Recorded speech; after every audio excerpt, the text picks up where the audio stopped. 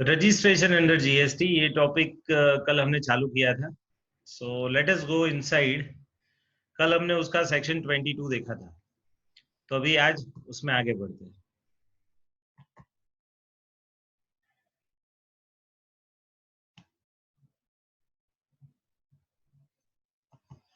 ये चार्ट में से हम देख रहे थे कि what is the registration related provisions under GST. तो उसमें देखा था 22, 23, 24, 22 से लेकर के 30 सेक्शन है। इतने सेक्शन है। उसमें कल हमने पहला सेक्शन देखा था 22 नंबर का, persons liable for registration. Now who are the persons liable for registration? तो कल हमने पढ़ा था कि उसमें एक टर्नओवर वाला क्राइटेरिया है, तो वो टर्नओवर क्राइटेरिया वाले लोग लायबल टू बी रजिस्टर्ड है। फिर दूसरा हमने पढ़ा था देखो ये चार्ट में ओपन करता हूँ, ये नया चार्ट। अब इसमें टर्नओवर वाले में अब 10 लाख, 20 लाख है, 40 लाख लिमिट है। 10 लाख किन के लिए लिमिट है आप सभी को मालूम होगा। कल का चार्ट अगर आपने ड्रॉ की कर दिया है अपने में तो वो ओपन करके देख लो। कल के चार्ट में क्लियरली लिखा है कि भाई जिन लोगों का टर्नओवर क्या बोलते MTM नागालैंड ऐसा हमने याद रखा था, तो वो लोगों को 10 लाख से ऊपर रजिस्ट्रेशन कराना है ना। MTM में क्या क्या आता है? मणिपुर, त्रिपुरा एंड मिजोरम, मेघालय नहीं आता। फिर दूसरा क्लस्टर किसका था? तो उसमें मैट सुप था। MAT का फुल फॉर्म है Meghalaya, Arunachal Pradesh and Telangana. T stands for Telangana and SUP means Sikkim, Uttarakhand and Pondicherry. तो उन लोगों को क्या है, 20 लाख का टर्नओवर लिमिट है। They have a turnover limit of 20 lakh. Good service और बोथ का। अब तीसरा जो है उसमें हज प्लस अदर्स। हज में H for Himachal Pradesh, A for Assam, J for Jammu Kashmir and others. वो सभी में है ना 3 लोग हैं। अगर प्योर सर्विस में है तो 20 लाख के ऊपर, प्योर गुड्स में है तो 40 लाख है उससे ऊपर, एंड अगर दोनों साथ दे रहे गुड्स और सर्विस दोनों तो आपका 20 लाख के ऊपर, विच एवर इज लोअर। फिर दूसरा था ये 22(1), ये जो प्रोविजन पढ़ा हमने वो 22 subsection 1, section 22 subsection 1, turnover based हम बोलते हैं इसको। फिर 22(2) पढ़ा था। 22(2) में क्या पढ़ा था? तो 22(2) के अंदर हमने देखा था कि भाई जो भी पुराने लॉ में रजिस्टर्ड है उन लोगों को जीएसटी में कंपलसरी रजिस्ट्रेशन कराना पड़ेगा। मींस 1717 से पहले जो लोग excise, VAT, CST, service tax वगैरह में रजिस्टर्ड थे उनको ऑटोमेटिकली। तो this is the second category of person. पहला टर्नओवर बेस्ड, दूसरा क्या कि जो अर्लियर रीजन में रजिस्टर्ड थे उनको ऑटोमेटिकली बनना है। तीसरा है अगर किसी का बिजनेस ट्रांसफर हो गया है, business is transfer due to succession. Succession means father की डेथ हो गई और सन अभी वही बिजनेस रन कर रहा है, तो सन को अपने नाम से नया रजिस्ट्रेशन लेना पड़ेगा। तो this is the person who is liable to be registered. In the same way amalgamation and demerger भी पढ़ा था हमने। अमालगमेशन में क्या होता है, 2-3 कंपनियां होती है जो मर्ज हो जाती है। A limited, B limited, C limited merge होके एबीसी बन गई, और ये जो एबीसी लिमिटेड बन गई तो ABC limited has to be registered. ठीक है, तो ये है अमालगमेशन। अब डीमर्जर क्या होता है कि भाई एक्स वाई जेड लिमिटेड था, उसमें से एक्स लिमिटेड अलग बनी, वाई लिमिटेड अलग बनी, जेड लिमिटेड अलग बनी। तो X limited, Y limited and Z limited ये तीनों को अलग से रजिस्ट्रेशन लेना पड़ेगा। तो दैट इज 22(4). एंड लास्ट में ये एक एग्रीगेट टर्नओवर का कुछ मैटर चल रहा है कि एग्रीगेट टर्नओवर किसको बोलते हैं। तो all supplies made by the taxable person on his own account और ऑन हिज बिहाफ, उसके अंदर उसके एजेंट भी आ जाते हैं। तो इतना कल हम पढ़े थे। दूसरा एक था स्पेशल कैटेगरी स्टेट्स में क्या क्या आता है, बट उसका एक्सप्लेनेशन मैंने बताया था कि वो इतना अभी जरूरी नहीं है। और सीधा हम सेक्शन 23 पे जाना चाहते हैं। बट मैं बोलता हूं right now we can not directly jump to section number 23। We have to see certain things. हमको कुछ चीजें और देखनी है। वो क्या देखनी है तो जरा देखो।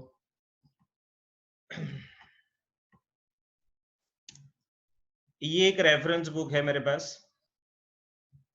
और वो रेफरेंस बुक के अंदर आप देखो रजिस्ट्रेशन 11 नंबर का चैप्टर है।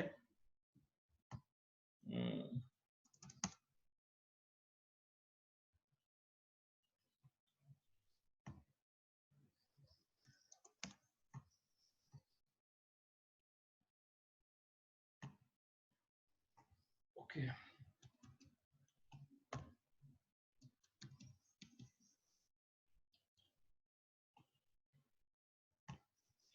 वो निकालता हूं।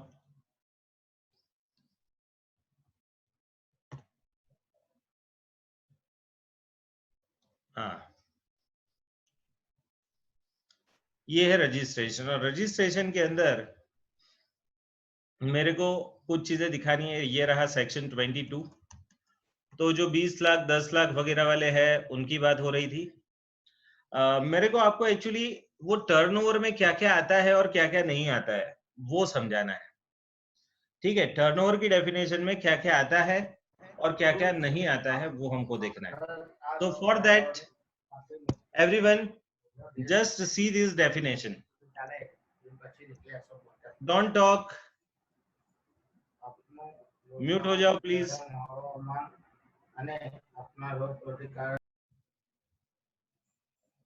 भाई कौन बातें कर रहा है, प्लीज म्यूट हो जाओ। चलो देखो, एग्रीगेट टर्नओवर मेरे को दिखाना है आपको कि एग्रीगेट टर्नओवर की डेफिनेशन में क्या क्या आता है। I just want to show you कि what is the definition of aggregate turnover. तो देखो, एग्रीगेट टर्नओवर की डेफिनेशन में क्या क्या आता है। तो it is the aggregate value of, अब है ना ये 20 लाख या 30 लाख, सॉरी 20 लाख या 40 लाख या 10 लाख, उसमें क्या क्या आएगा। तो पहला आएगा ऑल टैक्सेबल सप्लाई, मीन्स जिस पे जीएसटी लगता है। दूसरा सबसे important, all exempt supply, means जो राइट नाउ एग्जम्प्ट है, तो वो भी एक बार आपको ये टर्नओवर गिनने में कंसिडर करना है। फिर तीसरा है एक्सपोर्ट, आप जितना भी एक्सपोर्ट कर रहे हो वो आपका सप्लाई या टर्नओवर गिना जाएगा। एंड चौथा last, interstate supply. Interstate supply means क्या आएगा इसके अंदर। इंटरस्टेट सप्लाई के अंदर एक स्टेट में से दूसरे स्टेट के अंदर हैविंग सेम पान, हैविंग सेम पान मींस इसको क्या बोलते हैं, डीम्ड सप्लाई, है ना, डीम्ड सेल। तो ये चीज आपको ऑल इंडिया बेसिस पे काउंट करनी है। एग्रीगेट टर्नओवर कैसे गिना जाएगा, अब ये चीज जरा समझ लीजिए। यहां मेन क्वेश्चन कहां आके खड़ा रहता है कि भाई एग्जम्प्ट में कितने आए, टैक्सेबल में कितने आए, एंड क्या बोलते हैं एक्सपोर्ट में क्या है। क्यों, क्योंकि सी एक उदाहरण दे रहा हूं कि सपोज मैं गुड्स में डील कर रहा हूं एंड सर्विसेज में भी डील कर रहा हूं, बट आपको मालूम है बहुत सारे गुड्स एग्जम्प्ट है, बहुत सारे सर्विसेज भी राइट नाउ एग्जम्प्ट है। अब मैं दोनों में डील कर रहा हूं और मेरे को चेक करना है कि मेरे को रजिस्ट्रेशन कराना है कि नहीं, तो उसके लिए मेरे को है ना सभी का टर्नओवर मर्ज करना पड़ेगा। टैक्सेबल गुड्स आ गए, एग्जम्प्टेड गुड्स आ गए, फिर तीसरा क्या आ गया, एक्सपोर्ट भी आ गया, एंड चौथा इंटरस्टेट। अब एक्सपोर्ट एक्चुअली है ना नील रेटेड है, उस पे जीरो रेटेड सप्लाई बोलते हैं इसको, उस पे जीएसटी नहीं लगता एक्सपोर्ट पे। मोस्ट आइटम्स पे, मोस्ट ऑफ द आइटम्स पे एक्सपोर्ट पे जीएसटी नहीं लगता। तो एक्सपोर्ट, फिर दूसरा कौन सा, एग्जम्प्टेड, रेगुलर टैक्सेबल, एंड और कौन सा है, चार आइटम है इधर। तो ये चार आइटमों को आपको देखनी है, एक टैक्सेबल, दूसरा एग्जम्प्ट, तीसरा एक्सपोर्ट आइटम्स, बराबर है, जिसको आप एक्सपोर्ट करते हो इंडिया के बाहर, एंड चौथी आइटम है आपकी इंटरस्टेट सप्लाई, मींस एक ब्रांच दूसरी ब्रांच को दे रही है ना, ब्रांच ट्रांसफर भी बोल सकते हैं। तो ये सब आ जाता है, बट इंटरस्टेट ब्रांच ट्रांसफर, हाँ। तो इसको हम एग्रीगेट टर्नओवर की डेफिनेशन में बोलेंगे। बट एक टर्नओवर में से क्या एक्सक्लूड होता है, तो देखो उसमें सब जीएसटी टैक्सेस एक्सक्लूड होते हैं, अगर आप ध्यान से देखोगे ना, तो all GST taxes are excluded, है ना। जीएसटी रिलेटेड सब टैक्सेस है, देखो central tax, state tax, union territory tax, integrated tax. तो जीएसटी के रिलेटेड जितने भी टैक्सेस है वो सब टैक्सेस कैसे है, एग्जम्प्टेड। ओके, अब एग्रीगेट टर्नओवर, अब है ना इसके रिलेटेड कुछ एनालिसिस मेरे को आपको दिखाना है, जरा ध्यान से देखिएगा। ये 6 पॉइंट है। पहला है aggregate turnover to include total turnover of all branches, mean सब ब्रांचेस का टर्नओवर आ जाएगा। मीन सपोज मेरी 6 ब्रांचेस है, तो सब 6 ब्रांचेस का मिला के 10 लाख 20 लाख या 40 लाख होना चाहिए, बराबर है। और भारत के अंदर आगे मैं बताऊंगा प्रोसीजर में, आपको परमानेंट अकाउंट नंबर के आधार पे ही रजिस्ट्रेशन मिलेगा। तो आपका सेम रजिस्ट्रेशन नंबर होगा अगर आपकी ही 6 ब्रांच है। फॉर एग्जांपल मेरे क्लास का नाम है दे क्लासेस। तो अगर दे क्लासेस की मैं बात करूं तो दे क्लासेस की सपोज मैंने 5 ब्रांचेस खोल दिया। सपोज एक ही पान नंबर लिया है मेरा, और पान नंबर मैंने दे क्लासेस के नाम का लिया है। अब दे क्लासेस के नाम का या फिर दे क्लासेस प्राइवेट लिमिटेड के नाम का, तो दे क्लासेस की सपोज 6 ब्रांच हो, तो सभी में ये एक ही रजिस्ट्रेशन सॉरी एक ही पान नंबर आएगा, क्योंकि रजिस्ट्रेशन जीएसटी में पान बेस्ड ही होता है। आपको एक आदमी का नाम चुनना है, वो आदमी के नाम का पान होना चाहिए, पान मीन्स परमानेंट अकाउंट नंबर, और वो पान नंबर के बेस पे आप एप्लीकेशन करोगे। तो मेरे को अगर दे क्लासेस प्राइवेट लिमिटेड बना के उसको सेपरेट एंटिटी बताना है, तो दे क्लासेस प्राइवेट लिमिटेड के सपोज 6 ब्रांचेस खोले, तो सभी का मिला के टर्नओवर ये 10 लाख, 20 लाख या 40 लाख चेक करना है। ठीक है, फिर आगे देखो, one more thing, all branches के अलावा outward supply tax on reverse charge basis to be included in turnover. Now this is very important. क्या लिखा है? Outward supplies tax on reverse charge basis to be included in turnover. Okay, अब इसका meaning क्या है sir? इसका meaning जरा board पे देख लो। सपोज एक आदमी है, ए लिमिटेड नाम है उसका, वो गुड्स बेचता है एंड सर्विसेज भी बेचता है। अब गुड्स के अंदर सपोज वो ए, बी एंड सी 3 गुड्स बेचता है, एंड सर्विसेज में X1 नाम की सर्विस देता है। अब ये ए एंड बी जो है वो फॉरवर्ड चार्ज मैकेनिज्म में कवर्ड है, एंड सी नाम का गुड्स है ना, वो रिवर्स चार्ज मैकेनिज्म में कवर्ड है। ये आपकी X1 सर्विसेज है, वो सपोज रिवर्स चार्ज मैकेनिज्म में कवर्ड है। अब सपोज इसका टर्नओवर है 3 लाख, 2 लाख, 2 लाख एंड सपोज इधर 13 लाख, 2 लाख, 2 लाख एंड 4 लाख। अब क्वेश्चन ये है कि ये बंदे को रजिस्ट्रेशन कराना है, सपोज इसको 20 लाख का लिमिट लगता है। क्यों? क्योंकि गुजरात में है तो गुड्स एंड सर्विस दोनों में डील कर रहा है, तो दोनों में डील कर रहा है तो फिर 20 लाख का। अब 20 लाख का टर्नओवर गिनना है, तो 20 लाख गिनने में ये 13 लाख लेने हैं, यस ये टैक्सेबल सप्लाई है ई का, तो ये हम लेंगे। फिर डी लेंगे, यस ये भी टैक्सेबल है, फॉरवर्ड चार्ज मैकेनिज्म। ये सी जो है वो टैक्सेबल है बट रिवर्स चार्ज पे, मींस बायर भरेगा। वैसे मेरे टर्नओवर में इसको गिना जाना चाहिए for the purpose of tax, तो टैक्स के पर्पस से नहीं गिना चाहिए, पर रजिस्ट्रेशन कराना है कि नहीं वो चेक करने के लिए जो आपका एग्रीगेट टर्नओवर का डेफिनेशन है उसमें ये लेना चाहिए, तो इसको हम लेंगे। इवन सर्विसेज भी रिवर्स चार्ज बेस पे है, उसको भी लेंगे, और सबका मिला के टोटल चलो बताओ 13 + 2 + 2 + 4 मींस 21 लाख हो गया। 21 लाख इज अबव 20 लाख, तो ये बंदे को रजिस्ट्रेशन कराना पड़ेगा। ठीक है, सब लोगों को ये कंसेप्ट समझ में आया? बस यही था कि रिवर्स चार्ज मैकेनिज्म पे टैक्स नहीं भरना है हमको, बट रिवर्स चार्ज का जो आपने टर्नओवर किया वो टर्नओवर की डेफिनेशन में वो ऐड करना पड़ेगा। ठीक है, अब आगे देखते हैं और, तो that is the third important part. फिर आगे है aggregate turnover includes all supplies made on behalf of the principal. Aggregate turnover includes all supplies made on behalf of principal. On behalf of principal is important word.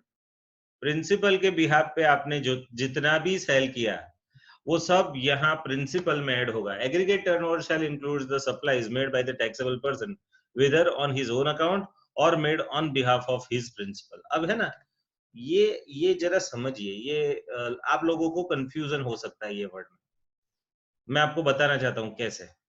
अब क्या हो रही है, देखो, तो बात ये हो रही है कि सपोज फॉर एग्जांपल कि मेरा एक फैक्ट्री है जिसमें मैं 70% कैपेसिटी पे काम करता हूँ, प्रोडक्शन करके बेचता हूँ।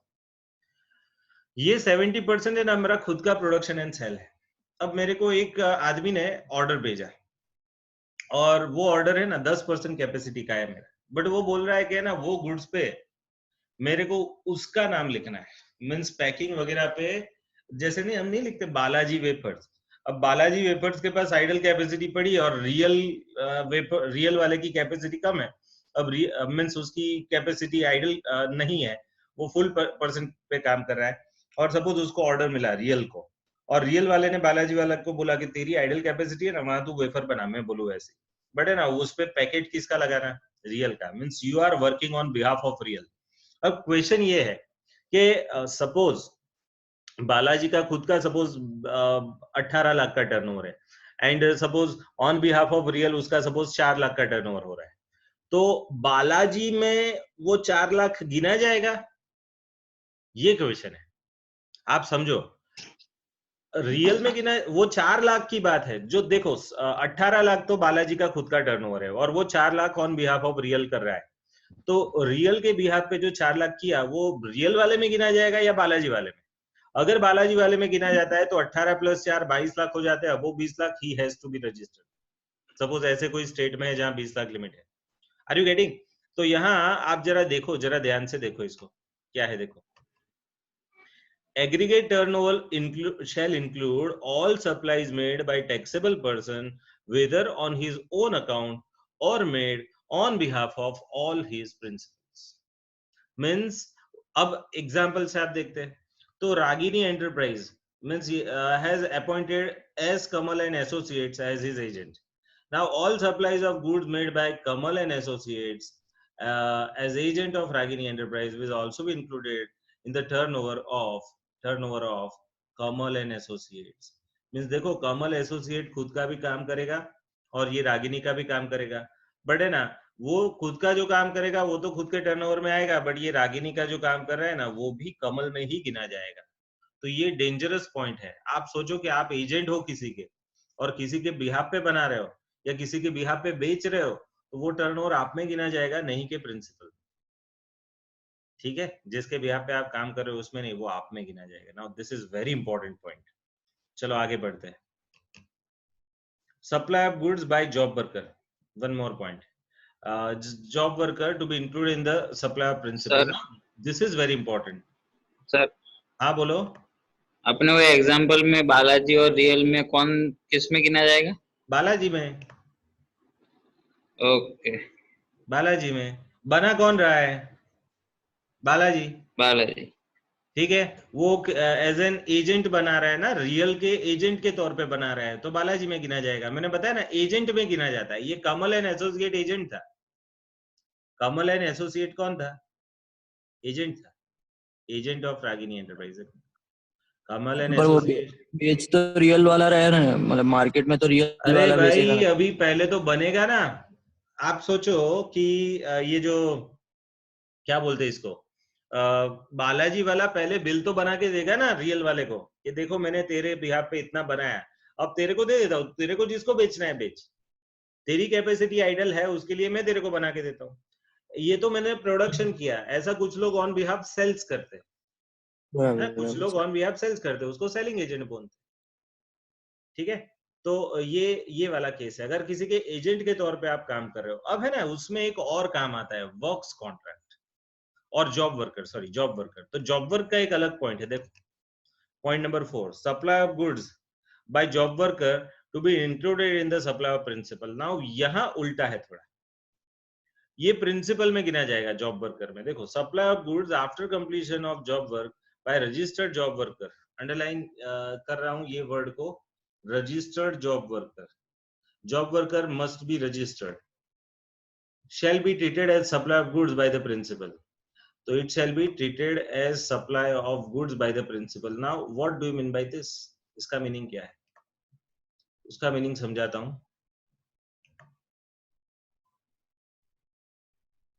By the principal and the value of such goods shall not be included in the turnover of the job worker। Now ये इंटरेस्टिंग है। अब है ना ऊपर वाला एग्जांपल एजेंट का था। अब एजेंट का मीन्स आप किसी के एजेंट हो तो वो सेल वाला एजेंट का जो कंसेप्ट है ना वो ऊपर में आएगा, बट जॉब वर्कर किसको बोलते हैं है ना, उसके लिए एक अलग से डेफिनेशन है। जॉब वर्कर किसको बोलते हैं? तो कुछ लोग है ना जॉब के बेस पे काम करते हैं। जरा देखिए जॉब वर्क एंड एजेंट में फर्क है, बहुत बड़ा फर्क है, मैं बता रहा हूं। बट पहले जॉब वर्कर किसको बोलते हैं? Job worker means he is in a job industry, job costing industry. Job costing industry means क्या, कि कोई उसको कोई काम देगा और वो काम करके वो उसका हिसाब कर ले। अब मैं उदाहरण दे रहा हूँ, ये जितने भी कैटरिंग वाले हैं ना, कैटरिंग वाले, वो सब लोग जॉब कॉस्टिंग इंडस्ट्री में आते हैं। उनको ये जॉब का काम मिला। क्या जॉब मिला कि भाई आज है ना 1000 लोगों का रसोड़ा है, मीन 1000 लोगों का खाना पीना बनाना है इन लोगों को, तो ये क्या आएगा, जॉब कॉस्टिंग। तो ऐसा बहुत सारा इंडस्ट्री है जो जॉब कॉस्टिंग का इंडस्ट्री है। अब है ना ये चलो यही एग्जांपल मैं आपको थोड़ा बाइफरकेट करके देता हूँ। और ये आई थिंक बालाजी वाला एग्जांपल सपोज मैं एज ए जॉब वर्कर करूं, एज ए जॉब वर्कर, जरा समझ लीजिए, कॉन्ट्रैक्ट की लिखाई जो होगी ना, कॉन्ट्रैक्ट जो लिखा होगा, कॉन्ट्रैक्ट बना होगा बालाजी एंड रियल के बीच में, अगर वो कॉन्ट्रैक्ट में ऐसे वर्डिंग्स यूज किए होंगे कि suppose Balaji is working as a job worker for real, तो ये वाले केस में फिर वो 4 लाख का टर्नओवर रियल में जाएगा, नहीं के बालाजी में। क्यों? क्योंकि यहाँ क्लियर कट एग्रीमेंट कैसा है, जॉब वर्कर। एंड वो एजेंट में क्या है, एजेंट एंड जॉब वर्कर में फर्क क्या है सर? सुनो ऑब्जर्व, जॉब वर्कर है ना वो इंडिपेंडेंटली काम करता है and agent always have to follow the orders of the principal. ये फर्क है, ये फर्क है। Agent always have to follow the orders of the principal and job work में, job work is not going to follow the orders of the principal. He will just get the description कि सामने वाले को कैसा चाहिए, वो ऐसा देगा। मैं अब एक उदाहरण दे रहा हूं जिससे आपको समझ में आएगा।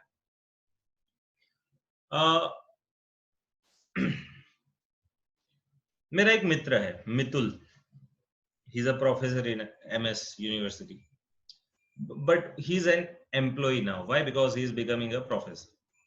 वो लेक्चरर था टेम्पररी, बट अब प्रोफेसर की उसको पोस्ट मिल गई, means he is now the permanent employ. अब मेरे को बताओ एमएस यूनिवर्सिटी का अब ये जो मिस्टर मितुल है वो क्या हो गया, एम्प्लॉय हो गया, तो एम्प्लॉय इज एन एजेंट। अब मेरे को बताओ मितुल को कितना भी इंडिपेंडेंटली कुछ भी पढ़ाना हो तो can he do so? No, he must have to follow the instruction given by whom, the MS university. उसके कॉलेज के डीन वाले जो बताएंगे उसको वही करना पड़ेगा। तो सर अब दूसरा एग्जांपल बताओ। ये तो आपने बता दिया कि चलो ये एजेंट हो गया। अब मेरी बात करता हूं, मैं भी टीचिंग में हूं, मैं भी प्रोफेशनल हूं, मैं कुछ क्लासेस में पढ़ाने जाता हूं, ठीक है। पास्ट में वो फाउंटेनहेड में जाता था, फिर एमएम शाह, फिर ये अभी लाला जी वगैरह, तो ये सब में मैं जा रहा हूँ, इवन कार्यालय बाग, अलग अलग जगह, हर जगह जाता हूँ। बट वहां है ना, I am not an employ, मेरे को मेरे चार्जेस दिए जाते हैं, प्रोफेशनल चार्जेस। मेरे को ना इंस्ट्रक्शन नहीं देते कि आप ऐसे पढ़ाओ या इतना ही पढ़ाओ। मेरी कंडीशन होती है कि भाई प्रोफेशनल कोर्स में मैं अपने हिसाब से पढ़ाऊं। इतने साल का एक्सपीरियंस हो चुका है, 11-12 साल का। अब मेरे को एक इंडिपेंडेंस चाहिए। प्राइस में हम बात कर लेंगे, उसका टेंशन नहीं, बट पढ़ाऊंगा मैं अपने हिसाब से। तो यहाँ मैं है ना उनका एजेंट नहीं हूं, I am like a job worker. I'm doing a job. Which job? To teach the subject GST, to teach the subject costing. जहां मैं बाहर पढ़ाने जाता हूँ वो क्लासेस में, तो वहां मैं कौन हूँ, जॉब वर्कर। अपने हिसाब से काम करूंगा भाई, मेरे हिसाब से कि मेरे को इतना पढ़ाना है, ये बुक में से पढ़ाना है, ये करना है, वो करना है, वो। और अगर एमएस में काम करेंगे मेरा जो फ्रेंड है वो, उसको तो वो वहां एजेंट के तौर पे। देखो दोनों का जो इंडिपेंडेंस लेवल है ना, वही मेन डिफरेंस है। Independence level is main the different part. Are you getting? तो अगर आप, मैं वही बोल रहा हूं कि ये जो अभी मैंने एग्जांपल आपको दिया किसका, रियल एंड बालाजी का। अब उसमें suppose original contract as an agent बना हो तो वो बालाजी के अंदर काउंट होगा 4 लाख। बट सपोज यही कॉन्ट्रैक्ट का लिखाई ऐसा है, एग्रीमेंट का नेचर ऐसा है कि वहां ये बंदा कौन, Balaji is the job worker, वो जॉब करता है, एक ही ऑर्डर बस लिया, काम खत्म। अब नेक्स्ट बार वो पूछने आएगा तो जगह होगी और मेरे को लेना होगा तो मैं लूंगा, अदरवाइज ना बोलूंगा। ऐसा अगर मैं इंडिपेंडेंट हूं तो वो मैं job worker. And job worker वाले केस में वो टर्नओवर किस में गिना जाता है, जॉब वर्कर में के प्रिंसिपल मींस सामने वाले में, मींस एजेंट वाले केस में वो टर्नओवर एजेंट में गिना जाता है, बट जॉब वर्क वाले केस में वो टर्नओवर प्रिंसिपल में गिना जाता है। ठीक है। Everyone getting? तो देखो यहाँ ध्यान से देखो, a supply of goods by job worker to be included in the supply of principal. But sir principal word तो दोनों में कॉमन है ना. अगर आप जॉब वर्कर की बात कर लो कि सपोज उनकी बात कर लो, प्रिंसिपल वर्ड तो दोनों में कॉमन है. हाँ, वर्ड कॉमन है बट उससे फर्क नहीं पड़ता. ये वर्ड भले कॉमन हो बट उससे ना बहुत ज्यादा फर्क नहीं पड़ता. क्यों? देखो जरा, nature of transaction is most important. कि आपका ट्रांजैक्शन कैसे बना है. ये एक तरफ प्रिंसिपल है, वो एजेंट के साथ भी कॉन्ट्रैक्ट कर सकता है एंड जॉब वर्कर के साथ भी कॉन्ट्रैक्ट कर सकता है. बट एजेंट के साथ काम होगा तो एजेंट नॉट हैविंग इंडिपेंडेंस.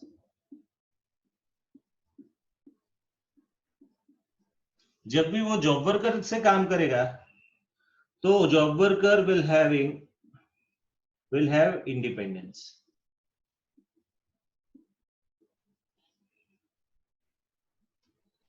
ठीक है. और ये वाले केस में turnover of principal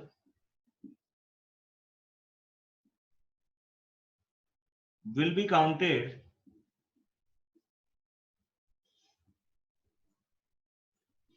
in agent's turnover. And ये वाले केस में turnover of principal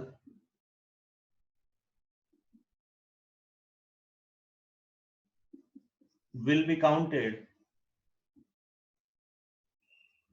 in turnover of principal. Turnover for principal, sorry, यहाँ turnover for principal will be counted in turnover of principal. Means फर्क क्या है, वो मैंने अभी जो आपको एग्जांपल बताया वही फर्क है. तो ये चीज अभी मैं आपको व्हाट्सएप पे शेयर कर देता हूँ आपके रिस्पेक्टिव ग्रुप्स में. आई थिंक अब डिफरेंस क्लियर हो चुका होगा. ठीक है, तो shall I go further? Okay, yes sir. चलो आगे बढ़ता हूं मैं.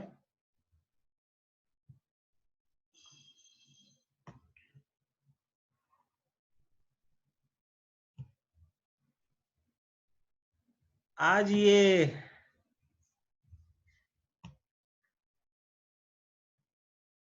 हमारे इसके अंदर बहुत सारे लोग आए हैं. 38. वाह वाह.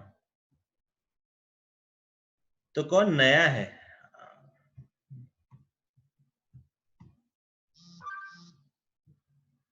Who is the new?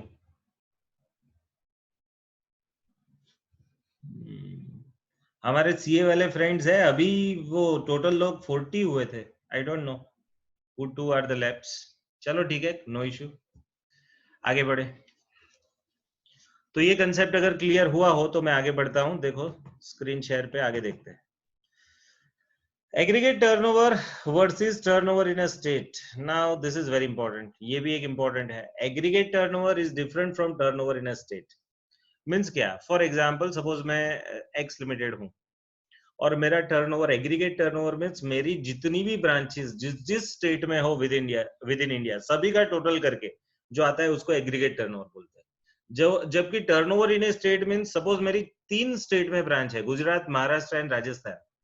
तो उसमें अगर सिर्फ गुजरात का टर्नओवर का टोटल करूं तो उसको टर्नओवर इन ए स्टेट कहा जाएगा.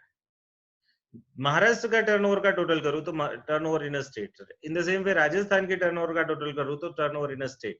बट तीनों का टोटल करूं तो उसको बोला जाएगा मेरा एग्रीगेट टर्नओवर. ठीक है, क्लियर हुआ? तो अब देखो यही पॉइंट समझाना चाहते हैं ये लोग इधर.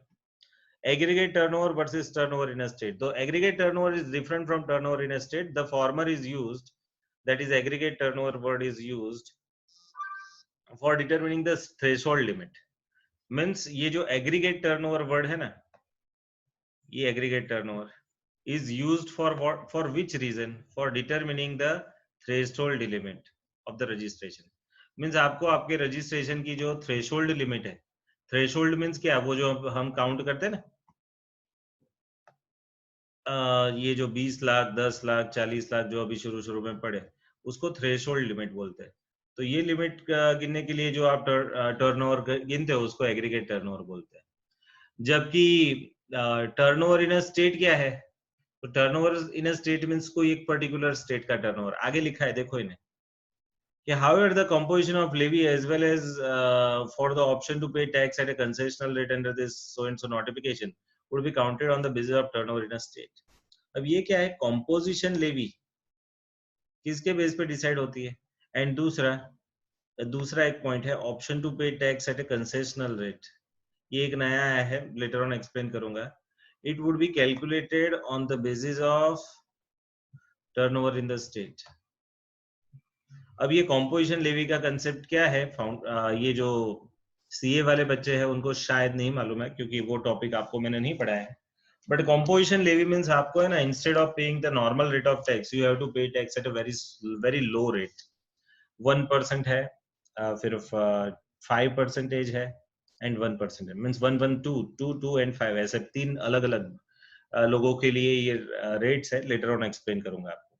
तो उनके लिए turnover in a state is the word which is going to be used. फिर एक और कंसेप्ट है जीएसटी में कि नो सेंट्रलाइज्ड रजिस्ट्रेशन। देखो छठा पॉइंट, नो सेंट्रलाइज्ड रजिस्ट्रेशन। इसका मीनिंग क्या है, सपोज मेरी गुजरात में सपोज 3 ब्रांच, राजस्थान में 3 एंड महाराष्ट्र में 3, 9 ब्रांचेज है। अब मेरे को टर्नओवर ब्रांच वाइज करना है कि 9 ब्रांचेस का सबका मिला के करना है, तो टर्नओवर सबका मिला के। बट क्वेश्चन ये है कि मैं रजिस्ट्रेशन सेंट्रलाइज कराऊं, मीन सपोज एक ही जगह पे रजिस्ट्रेशन करा दूं इधर गुजरात के अंदर, एंड फिर मैं राजस्थान में भी ना लूं, महाराष्ट्र में भी ना लूं, एक गुजरात में लिया है ना रजिस्ट्रेशन नंबर, उसके बेस पे ही चलाऊं तो चलेगा। तो ये एक क्वेश्चन है ना, उसका मैं आंसर इस तरीके से दूंगा कि अगर आप with in state, suppose Gujarat के अंदर मेरी 3 ब्रांच है, तो 3 ब्रांच के बिहाफ पे कोई एक ब्रांच को मैं सेंट्रलाइज रजिस्ट्रेशन कराना चाहूं तो मैं करा सकता हूं। Within state it is possible to have a centralise registration, but आप एक से ज्यादा स्टेट में काम कर रहे हो तो वहां सेंट्रलाइज रजिस्ट्रेशन इज इम्पॉसिबल, ये अलाउड ही नहीं है लॉ में। देखो लॉ में पढ़ते हैं, earlier supplier liable for registration will have to take a separate registration in every state even though such supplier may be supplying the goods or services both from more than one state as a single entity।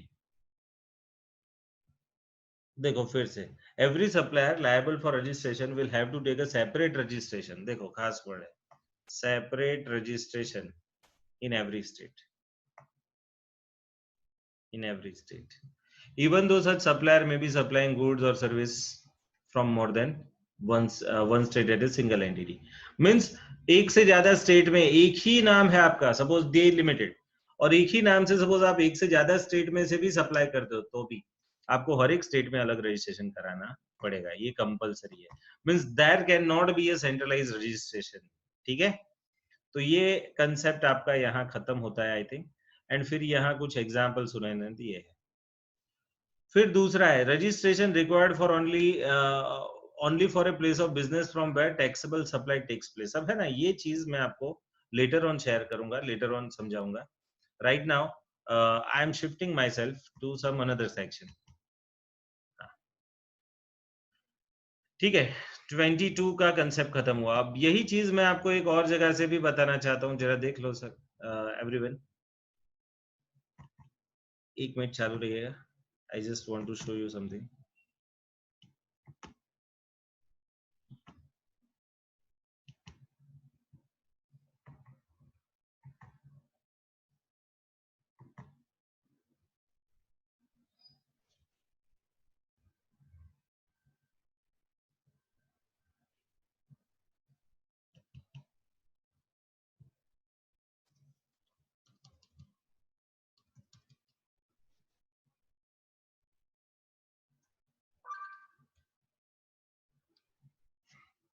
देखो यहाँ aggregate turnover का बहुत ही अच्छा उन्होंने बना के दिया है सीए वालों में।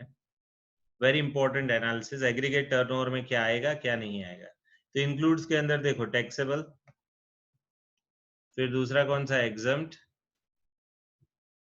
टैक्सेबल, फिर एग्जम्प्ट, फिर एक्सपोर्ट, फिर इंटरस्टेट सप्लाई।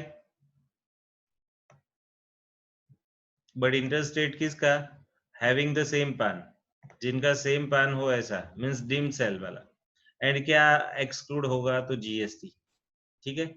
एंड टर्नओवर की डेफिनेशन वो कहां आपको पढ़नी है, सेक्शन 2 सब सेक्शन 6। अब है ना, ये डेफिनेशन देखो सीए वालों को अलग से इधर दी है।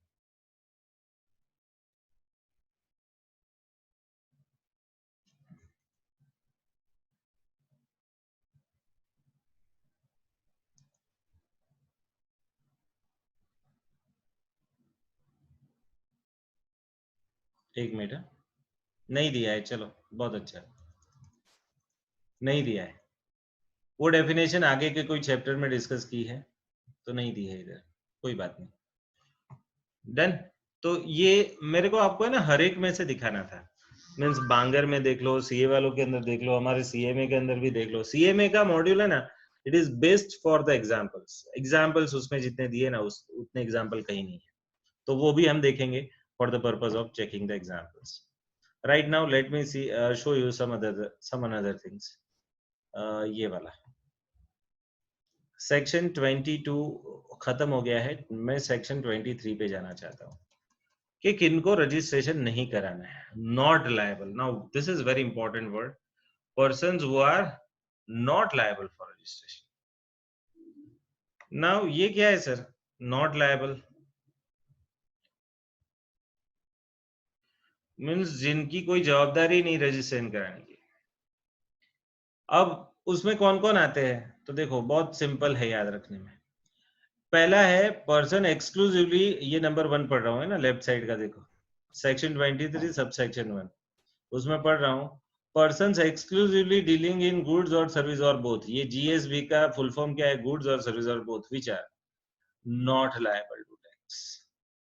मीन्स कोई ऐसे गुड्स में डील कर रहा है जिसपे टैक्स ही नहीं है और वो उसी का सेलिंग कर रहा है। मैं अब उदाहरण दूं उसके, सपोज मैं फार्मर हूं और मैं ना अपने खेत में जो फसल उगाता हूँ वही बेचता हूँ, तो मेरा टर्नओवर सपोज 30 लाख का हो रहा है खेती का, तो मेरे को जीएसटी में रजिस्ट्रेशन करना पड़ेगा। सपोज गुजरात में है मेरा खेत, क्या करना है, तो मैं आपको बताऊं, इसके लिए है ना आपको एग्जम्पशन नाम का एक चैप्टर अभी पढ़ना बाकी है, वो मैं बताऊंगा। उसके अंदर एक लिस्ट दिया हुआ और उसमें ना एग्रीकल्चरल आइटम में जितने भी फार्मर्स है वो जितना भी टर्नओवर करे सब एग्जम्प्ट है। तो मैं किस में डील कर रहा हूँ, एक्सक्लूसिवली एग्जम्प्टेड गुड्स में डील कर रहा हूँ। मैं खेती के अलावा कोई चीज बेचता नहीं हूँ, खेती की जो प्रोडक्ट है वही बेचता हूँ। तो I am exclusively dealing in the goods which are specifically exempted. तो अब मेरे को रजिस्ट्रेशन कराने की जरूरत है, भले मेरा 20 लाख हो गया, तो आंसर है no, I don't have to register myself. तो देखो इधर नॉट लायबल टू टैक्स, ऐसी चीजों की अगर आप डील कर रहे हो है ना, यहाँ मेन वर्ड है एक्सक्लूसिवली डीलिंग, मींस आप एक्सक्लूसिवली डील कर रहे हो। फिर दूसरा है होली एग्जम्प्ट। सर ये not liable to tax and exempt का डिफरेंस क्या है, ये भी बता देता हूँ। शायद अभी जो मैंने एग्जांपल दिया ना, नंबर 2 का दिया, होली एग्जम्प्ट का एग्रीकल्चर आइटम। अब मैं नॉट लायबल टू टैक्स का एग्जांपल देता हूँ। अब नॉट लायबल टू टैक्स में क्या आता है, जीएसटी किस पे नहीं लगता है। तो जो गुड्स की डेफिनेशन में नहीं आता, जो सर्विसेज की डेफिनेशन में नहीं आता, उस पे नहीं लगता है। आपको मालूम है एमएस, मनी एंड सिक्योरिटी, ये गुड्स की डेफिनेशन में से भी एक्सक्लूड है और सर्विसेज की। अब सपोज कोई आदमी सिर्फ मनी का काम करता है या फिर सिक्योरिटीज का काम करता है, तो उसको जीएसटी में रजिस्ट्रेशन कराना पड़ेगा, नो। बट सर ब्रोकर तो करते हैं, ब्रोकर करते हैं, क्यों, ब्रोकर रजिस्टर्ड है, लायबल टू बी रजिस्टर्ड, क्योंकि वो आपसे ब्रोकरेज लेते हैं, brokerage service is a taxable service. But कोई सिर्फ सिक्योरिटीज में डील करता है, सिक्योरिटी परचेज करता है, सिक्योरिटी सेल करता है। सपोज मेरा काम ही ऐसा है, सुबह से बैठ जाता हूँ 9 बजे से सीएनबीसी पे, शाम को जब बंद हो तब स्टॉक मार्केट बंद हो तब मैं वहां से उठता हूँ, और वही मेरा बिजनेस। पूरे दिन में 2-4 स्क्रिप्ट का एनालिसिस करने का और वो उसके शेयर्स बाय करने के, बेच देने के, और उसमें जो मार्जिन मिला वो हमारा प्रॉफिट। अब ऐसा मेरा धंधा है तो मेरे को जीएसटी में रजिस्ट्रेशन कराना पड़ेगा। अगर मैं 20-30 लाख कमा लूं तो आंसर है नो। 20 लाख, 30 लाख, 50 लाख, करोड़, 2 करोड़, जितना भी कमाए जीएसटी में रजिस्ट्रेशन नहीं कराना पड़ेगा। क्यों? क्योंकि आप ऐसे गुड्स में डील कर रहे हो या ऐसी आइटम्स में डील कर रहे हो which is not liable to GST, जो जीएसटी लगता ही नहीं। आगे बढ़ते हैं तो देखो, not taxable to goods, not leviable to goods, and दूसरा है होली एग्जम्प्ट।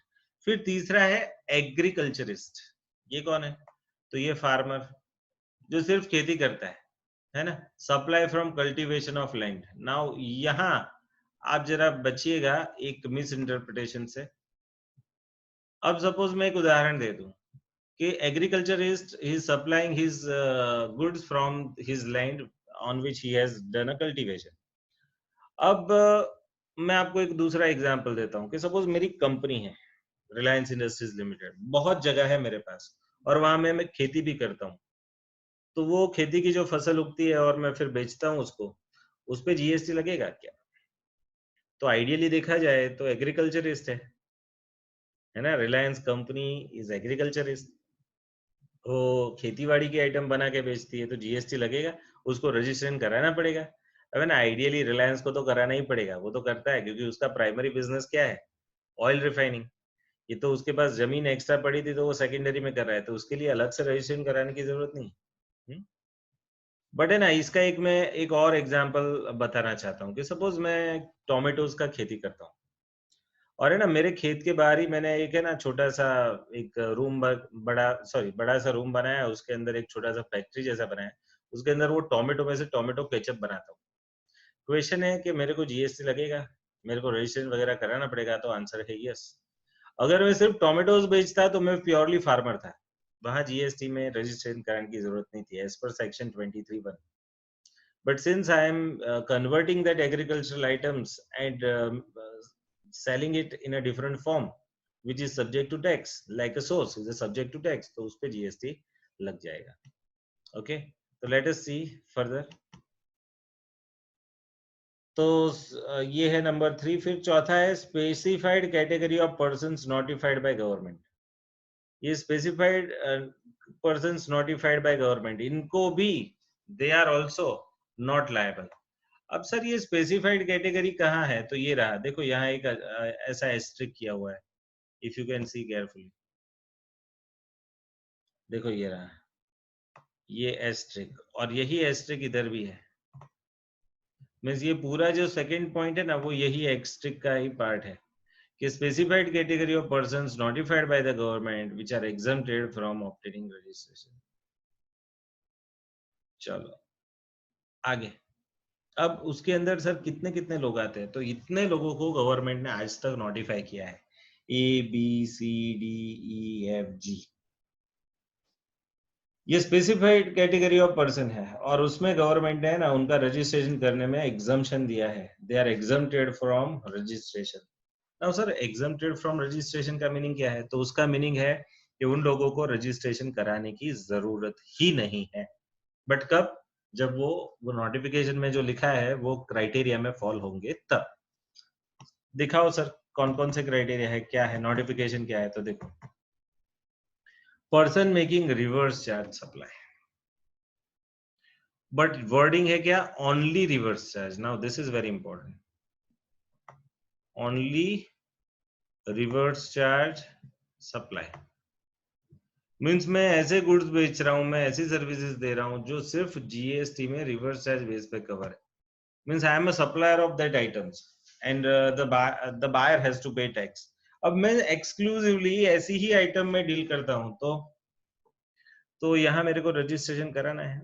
आंसर है मेरे को रजिस्ट्रेशन कराने की जरूरत नहीं। उदाहरण दो सर, सपोज मैं गोवा में हूँ, वहां मेरा काजू का खेती होता है। गोवा में काजू बड़ा फेमस है, वहां खेती होता है। और आपको ये भी मालूम होगा सीए में इंटर वालों को कि गुड्स के रिवर्स चार्ज में ये काजू भी है। मीन्स कुछ गुड्स पे टैक्स रिवर्स चार्ज बेस पे भर रहा है, उसमें ये काजू है। अब आप सोचो कि मैं फार्मर हूं गोवा के अंदर, काजू बनाता हूं और आपको बेचता हूं। आप कौन हो? आप डीलर हो, ये काजू आप मार्केट में बेच देते हो। तो मेरा क्वेश्चन ये है कि मेरा जो टर्नओवर है काजू मीन्स फार्मर का, वो कैसा है, रिवर्स चार्ज वाला टर्नओवर है जिसपे आपको टैक्स भरना है। अब वैसे सब एग्रीकल्चरल आइटम पे टैक्स नहीं है काजू को छोड़ के, तो काजू इज सब्जेक्ट टू जीएसटी, तो ये बट रिवर्स चार्ज है उसमें, मीन्स उसमें फॉर सप्लायर भरेगा या फिर बायर भरेगा, तो जो बायर है वो जीएसटी भरेगा, क्योंकि ये पूरी ट्रांजैक्शन किसके अंदर कवर हो गई है, पूरी ट्रांजैक्शन रिवर्स चार्ज मैकेनिज्म में कवर है। तो देखो रिवर्स चार्ज मैकेनिज्म में मैं जो अगर सेलर हूं तो मेरे को रजिस्ट्रेशन कराना है, तो देखो इधर क्लियरली लिखा है कि person not liable for registration. ये टाइटल क्या है, ये टाइटल है persons who are not liable for registration, और उसके अंदर ये है कि जो सिर्फ रिवर्स चार्ज का सप्लाई करते हैं। ये ऐसा कहाँ लिखा है सर, 5 नंबर के नोटिफिकेशन में, मैंने नोटिफिकेशन का साइटेशन भी लिखा है इधर, आगे देखो, person making interstate supply of taxable services up to 20 lakh or 10 lakh. Now this is very important. Interstate supply of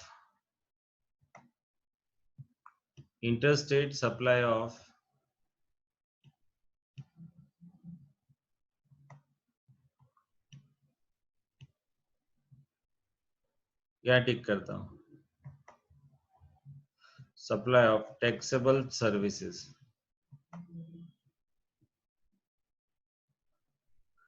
क्या मीनिंग है इसका, कि सपोज मैं इंटरस्टेट सप्लाई कर रहा हूं सर्विसेज का। Now this is very important, आपको मालूम है ऐसा आगे मैं पढ़ाऊंगा कि अगर एक स्टेट में आपका एक ब्रांच है, दूसरे स्टेट में दूसरा ब्रांच है, तो वहां रजिस्ट्रेशन कंपलसरी है दोनों का।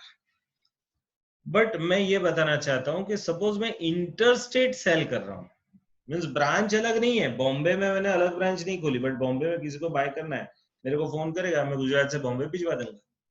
सो I am doing interstate transaction, तो इंटरस्टेट ट्रांजैक्शन में मेरे को रजिस्ट्रेशन कराने की जरूरत पड़ेगी, और ये मेरा इंटरस्टेट ट्रांजैक्शन सर्विसेज का है, मैं सर्विसेज देता हूँ। अब अलग अलग सर्विसेज हो सकती है, एंड इंटरस्टेट की डेफिनेशन भी है, आपको मालूम है what is interstate supply of goods और interstate supply of service. Interstate sale किसको बोलेंगे, तो जब एक स्टेट से दूसरे स्टेट में गुड्स या सर्विस जाएगा तो उसको इंटरस्टेट बोलेंगे। ओके, तो देखो ये दूसरा नोटिफिकेशन है, person making interstate supply of taxable services up to 10 lakh. यहाँ नोटिफिकेशन नंबर 20 और 10 लाख, ये 20 और 10 लाख क्या है, वो स्पेशल कैटेगरी स्टेट है ना, एमटीएम नागालैंड, उसके अंदर ये 10 लाख है, बाकी के अंदर कितना है, बाकी के अंदर 20 लाख है। चलो, कैजुअल टैक्सेबल पर्सन, अब है ना ये कैजुअल टैक्सेबल पर्सन शब्द को मेरे को समझाना पड़ेगा पूरा डिटेल में, कैजुअल टैक्सेबल पर्सन, और शायद अगर मैं वो अगर समझाना चालू करूंगा अभी तो हमारा आज का सेशन इधर ही खत्म हो जाएगा, कैजुअल टैक्सेबल पर्सन। अब चलो समझा देता हूँ एक बार, बहुत टाइम से शायद सीए में इंटर वालों ने नहीं सुना है, और सीए इंटर वाले तो पहली बार ही सुनेंगे। तो what do you mean by casual taxable person, casual taxable person किसको बोलते हैं, ये क्वेश्चन। तो भाई casual taxable person means a person who temporarily undertake to do the supply of goods or service from the another state temporarily, उसको क्या बोलेंगे, casual taxable person. अब मैं उसका उदाहरण दे रहा हूँ, बड़ा फेमस एग्जांपल है, हमेशा वही देता हूँ, याद रहता है, और है ना फिर से जब रिकैप करते हो तो मैं ये वर्डिंग्स बोलूंगा, आपको डायरेक्टली याद आएगा। सपोज मेरा बड़ौदा के अंदर या फिर बॉम्बे के अंदर कहीं, या चलो ना बड़ौदा में है ना, मेरा IT related, information technology related मेरा अच्छा काम चल रहा है, ठीक है, मैं सॉफ्टवेयर बनाता हूँ, किसी की वेबसाइट्स बना के देता हूँ, बहुत सारी चीजें करता हूँ। अब है ना मेरे को खुद को फेमस करना है, और मेरे को एक ऑप्शन मिला कि बॉम्बे के अंदर एक है ना एक मेले का आयोजन किया गया है। ये मेला है ना ऐसा नहीं है वो मैरी गो राउंड हो या खाने पीने की चीजें मिले, ऐसा नहीं। ये मेला कैसा था, तो एजुकेशन का मेला या फिर ऐसे कुछ आईटी रिलेटेड चीजों का मेला। तो उसमें जितने भी आईटी रिलेटेड सर्विसेज देने वाले लोग थे या फिर कंप्यूटर रिलेटेड लोग थे, वो सब मिलके, बड़ौदा में ऐसा होता है, आपको मालूम है? बड़ौदा में ये हमारा अकोटा है ना, अकोटा स्टेडियम, अकोटा स्टेडियम पे 24, 25 एंड 26 जनवरी को बीटा का आईटी फेयर होता है, BITA, Baroda information technology association. वो लोग अपना आईटी फेयर लगाते हैं और उसके अंदर सब लोग है ना अपनी अपनी एक एक दुकान लेते हैं, उसके रुपये देंगे उनको और फिर वहां से लोगों को बेचेंगे। तो ऐसा है ना, मैं बॉम्बे ऐसा एक आईटी फेयर लगा है और मैं वहां जाना चाहता हूँ। और वो आईटी फेयर उधर 10 दिन लगेगा। तो मैं क्या करता हूँ, 10 दिन उधर चला जाता हूँ, वहां जो भी टोकन चार्जेस देने हैं, सपोज वो एक रूम है उसका, मेरे को वो 10 दिन का किराया देना है, सपोज 50,000 रुपए, तो वो मेरे को एक स्टॉल बना के देंगे, 50,000 किराया ले लेंगे। 10 दिन के लिए मैं अपनी प्रोडक्ट उधर दिखा के बेच पाऊंगा, नए कस्टमर ढूंढ पाऊंगा, ये मेरा काम है। अब आप मेरे को बताओ, मेरे को वहां कहाँ बॉम्बे अलग से रजिस्ट्रेशन कराना होगा? वैसे तो मैं गुजरात में रजिस्टर्ड हूँ, बट बॉम्बे में मैं रजिस्ट्रेशन कराऊंगा। अब वो 10 दिन की तो बात है, और जरूरी नहीं कि 10 दिन में बॉम्बे में 20 लाख का टर्नओवर हो जाए। तो क्या करना है, रजिस्ट्रेशन कराना है। तो पहले तो ये बंदे को जो है गुजरात का, बट बॉम्बे में टेम्पररी कोई पर्पस के लिए, बिजनेस पर्पस के लिए बिजनेस कर रहा है, तो ये बंदे को जीएसटी के अंदर बोला जाएगा कैजुअल टैक्सेबल पर्सन। और कैजुअल टैक्सेबल पर्सन के लिए नियम क्या है? कैजुअल टैक्सेबल पर्सन क्या नियम है कि वो एक जगह रजिस्टर्ड होना चाहिए, दूसरा मीन्स एक स्टेट में रजिस्टर्ड होना चाहिए, दूसरे स्टेट में वो बिजनेस पर्पस के लिए जाना चाहिए, और उस वहां उसको परमानेंट रजिस्ट्रेशन नहीं चाहिए, तब उसको ये कैजुअल टैक्सेबल पर्सन के तौर पे एक अलग रजिस्ट्रेशन कराना पड़ेगा। Now that is the concept we have. Casual taxable person इसको बोलते हैं। अब ये बंदा उधर 10 दिन के अंदर जो ट्रांजैक्शन करेगा उस पर टैक्स भर के आ जाएगा, वहां टेम्पररी रजिस्ट्रेशन ले लेगा। यही है registration with regard to casual taxable person. हम देखने वाले हैं इसको, आगे बढ़ते हैं। ओके, चलो देख लो। तो कैजुअल टैक्सेबल पर्सन के लिए क्या नियम है? तो casual taxable person making taxable supply of handicraft goods. Now मैंने है ना ये हैंडीक्राफ्ट गुड्स को इधर रेड अक्षर में लिखा है, and other notified handmade products up to 20 और 10 लाख। फिर जम्मू कश्मीर था बट वो हटा दिया है। सच पर्सन मस्ट हैव पान and generated E way bill. Means क्या है कि अगर वो हैंडीक्राफ्ट में डील कर रहा है ना, ये चीज को गवर्नमेंट कुछ अलग से महत्व दे रही है। किसको? हैंडीक्राफ्ट गुड्स को, हस्तवर्णाट की चीजें। ओके, तो अगर आप कैजुअल टैक्सेबल पर्सन हो एंड अगर आप हैंडीक्राफ्ट गुड्स में डील करना चाहते हो तो आपको रजिस्ट्रेशन कराना पड़ेगा। तो आंसर है no. Means other than handicraft goods, ये आईटी वाली सॉफ्टवेयर है या मेरा सीडी या कुछ कंप्यूटर रिलेटेड हार्डवेयर है, तो वो ये इसमें आएंगे नहीं। ये जो नोटिफाइड गुड्स में सिर्फ हैंडीक्राफ्ट गुड्स है। मीन्स अगर मैं वहां जाके हैंडीक्राफ्ट गुड्स का प्रदर्शन करूं तो मेरे को रजिस्ट्रेशन कराने की जरूरत नहीं है, because I am covered under this section number 23, person not liable to be registered. But वहां अगर मैं अदर देन हैंडीक्राफ्ट गुड्स का कुछ भी डीलिंग करना चाह रहा हूँ या फिर कोई अदर सर्विसेज में डील करना चाहता हूँ विच इज नॉट नोटिफाइड, तो वो वाले केस में मेरे को वहां रजिस्ट्रेशन कराने के लिए कंपल्सन होगा, I have to register. But handicraft goods वालों को रजिस्ट्रेशन कराने की जरूरत नहीं है। So that is what we study. आगे देखो, फिर है number C, casual taxable person हो गया। फिर person making interstate supply of handicraft goods. अब है ना, ये सी और डी के अंदर थोड़ा डिफरेंस है, एंड वो डिफरेंस मैं आपको थोड़ा लेटर ऑन समझाऊंगा, अदरवाइज गड़बड़ हो जाएगा। अभी आई थिंक 1-2 मिनट ही बचा है, तो मैं ये आपका जो आज का टॉपिक है इसको इधर ही रखता हूँ। मैं कुछ और चीजों को एक्सप्लेन करना चाहता हूँ, तो जो जरा सुनिए, अभी 1-2 मिनट है, तो तब तक मैं एक और वर्ड को एक्सप्लेन कर देना चाहता हूँ। ई कॉमर्स ऑपरेटर, ECO, ये किसको बोलते हैं? ई कॉमर्स ऑपरेटर। तो जो इलेक्ट्रॉनिकली कॉमर्स करता है, अभी आप मेरे को बताओ, मैं आपको जो इलेक्ट्रॉनिकली पढ़ाता हूँ, तो I am e commerce operator. तो नहीं, मैं ई कॉमर्स करता हूं but I am not e commerce operator. What is e commerce operator?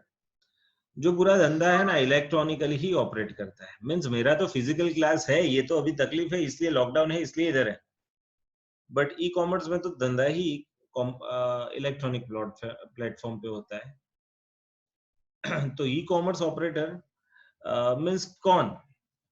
तो मैं कुछ नाम बोलूंगा जिससे आपको मालूम पड़ जाएगा कि ये ई कॉमर्स ऑपरेटर है। उसमें अमेजोन है, स्नैपडील है, फ्लिपकार्ट है, ये सब ई कॉमर्स वाले हैं। फिर ओला है, उबेर है, जोमेटो है, ये सब लोग कैसे हैं? ऑनलाइन बिजनेस करने वाले लोग हैं। बट है ना, ये दे आर द ऑपरेटर्स, धंधा करते हैं online, they are the operators. Means कोई एक चीज का नहीं, हजारों चीजों का। और कभी कभी कुछ चीजें परचेज करके सेल करते हैं, और कभी कभी क्या करते हैं कि किसी को कोई मौका नहीं देते। ई कॉमर्स ऑपरेटर, ठीक है। तो इलेक्ट्रॉनिकली जो कॉमर्स ऑपरेट करते हैं उसको ई कॉमर्स। ये सब नाम अमेजोन, स्नैपडील, फ्लिपकार्ट, फिर ये जितने भी आपको याद हो कि जो इलेक्ट्रॉनिकली ही पूरा बिजनेस करे उसको ई कॉमर्स बोलेंगे। अब उसके बारे में भी है ना, इधर देखो ये स्क्रीन में एक पॉइंट है। सो मैंने आपको बेटर समझा कि ये पॉइंट नंबर एफ में ई कॉमर्स ऑपरेटर आने वाला है, तो उसका मैंने आपको थोड़ा बता दिया। तो अभी 2 बज चुके हैं। Right now I want to stop this session. By the way, कुछ लोगों को आज ऐसा लगा होगा कि ये सर कल तो बोल रहे थे कि 11:15 को चालू हो जाएगा, 1:45 बजे खत्म हो जाएगा, फिर मैसेज आया कि 12:30 बजे आएंगे, फिर मैसेज आया कि 1 बजे आएंगे। तो ये सब क्या माजरा है? माजरा ये हुआ कि आज है ना, मैं हमारे क्लास पे गया था, ये बैंक के ट्रांजैक्शन के बहाने क्लास पे गया, और वहां से है ना बड़ा सा बोर्ड लेके आया। बोर्ड की जरूरत थी, और मेरे कुछ कंप्यूटर में भी डेटा थे, तो वहां से कंप्यूटर, प्रिंटर सब उठा के ले आया इधर, स्कैनर। तो इस पर्पज से गया था उधर, और वहां से आने में मेरे को देर लगा। सो जब गया था तब मैंने प्रोबेबली लिखा था कि 12:30 के आजू बाजू आ जाऊंगा। बट क्या हुआ कि थोड़ा ज्यादा टाइम लगा, एक दो चीज भूल गया था तो वापस लेने गया, तो दैट इज वाई। तो ऐसा होता है, टेंशन मत करो। आपका कोर्स मेरे को खत्म करना है बहुत अच्छे से, तो वेट फॉर दैट, है ना। चलो, अभी मैं आप सभी को एडवाइस करता हूँ कि सेक्शन 22 एंड 23 अपने मॉड्यूल में से पढ़ने का शुरुआत कर ले, है ना। मैं आगे पढ़ाऊंगा। कल मिलते हैं। ओके, सॉरी शाम को। अब सीए में इंटर वाले शाम को 4:45-5 के बीच में रेडी रहिए, आपका कॉस्टिंग चलेगा, ठीक है। सीए वाले कल फिर से 11:15 को, सब लोग 11:15 को जीएसटी के लिए तो मिलेगी ही मिलेगी, है ना। चलो, तब तक जय हिंद, गुड डे।